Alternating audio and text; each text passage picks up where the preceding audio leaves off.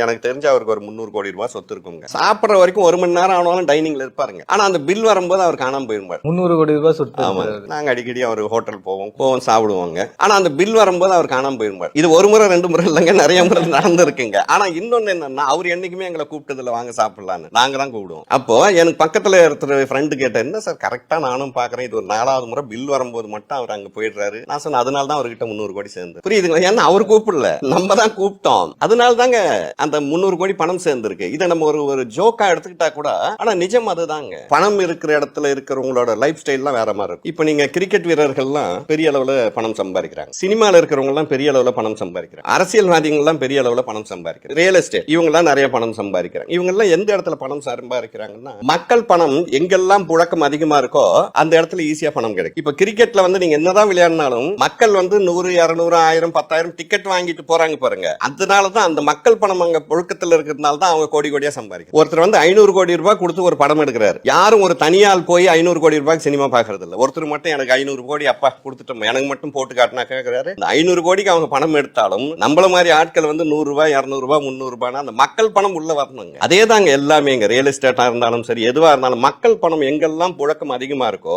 அந்த இடத்துல நீங்க இருந்தீங்கன்னா உங்களுக்கு வந்து பணம் சேர்றது வந்து ஈஸியா போயிடுங்க. அப்ப பங்கு சந்தையும் அதே மாதிரி தான். அப்ப மக்கள் பணம் அங்க நிறைய இருக்கு. அப்ப மக்கள் பணம் அதிகமாக அந்த இடத்துல வந்து பணம் புழக்கம் இருக்கிற இடத்துல நீங்க முதலீடு பண்ணும்போது உங்களுக்கு வந்து நிறைய பணம் கிடைக்கும். இந்த திட்டமிடல் சொல்லும் போது நம்ம நிறைய சொல்றது இதுதாங்க. நீங்க என்னதான் வந்து பணம் சம்பாதிச்சாலும் நீங்க எவ்வளவு சம்பாதிக்கின்றது முக்கியம் இல்ல, முதல் சேமிக்கிற பழக்கம். 100 ரூபாய் சேமிங்கன்றா, நீங்க ரொம்பவே சேமிக்க வேண்டாங்க. ஃபர்ஸ்ட் ஒரு 100 ரூபாய் சேமிங்க, 100 200 ஆக்குங்க, 200 300 ஆக்குங்க, 300 500 ஆயிடுங்க. அப்போ பணத்தோட மகிமை என்னன்னாங்க, பணம் வர்ற வழியை நீங்க கண்டுபிடிச்சிட்டீங்கன்னா அதுக்கப்புறம் நீங்க வேண்டாம்னாலும் அந்த பணம் வந்துகிட்டு, அதுதான் அதோட முக்கியமான விஷயம். பணத்துக்கு ஒரு பெரிய மகிமை உண்டுங்க. பணம் வர்ற வழியை நீங்க வந்து கண்டுபிடிச்சிடணும். இன்னைக்கு வளர்ந்த அத்தனை பேரும், நீங்க நம்ம அண்ணாந்து பாக்குற அத்தனை பேரும் பணம் வர்ற வழியை தான் கண்டுபிடிச்சிருக்காங்க. இப்ப அதுக்காக அவங்க ஒர்க் பண்றாங்கன்னா இல்ல, ஏதோ ஒரு வகையில் அவங்களுக்கு வந்து பணம் வந்துகிட்டே இருக்கும். அப்ப பணம் வர்ற வழியை வந்து நம்ம கண்டுபிடிக்கணும். நம்ம ஊர்ல எல்லாம் பாத்தீங்கன்னா ஒரு ஊத்து மாதிரி தாங்க, ஒரு ஊத்துல தண்ணி வந்ததுன்னா அந்த ஏரியாவே வெள்ளமா மாறி போயிடுங்க.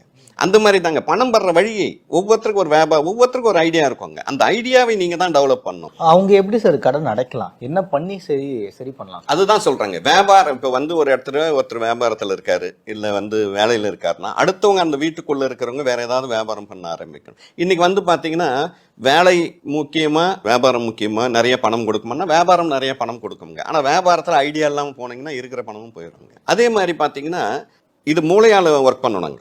இந்த ஸ்மார்ட் ஒர்க்குன்னு சொல்றதுங்க. நீங்க ஹார்ட் ஒர்க் பண்றவங்களுக்கு பாத்தீங்கன்னா ரொம்ப ஈஸிங்க. நிறைய பேர் நான் கஷ்டப்பட்டு ஒர்க் பண்றவங்கன்னா அது ஒன்றும் பெரிய கஷ்டம் கிடையாது.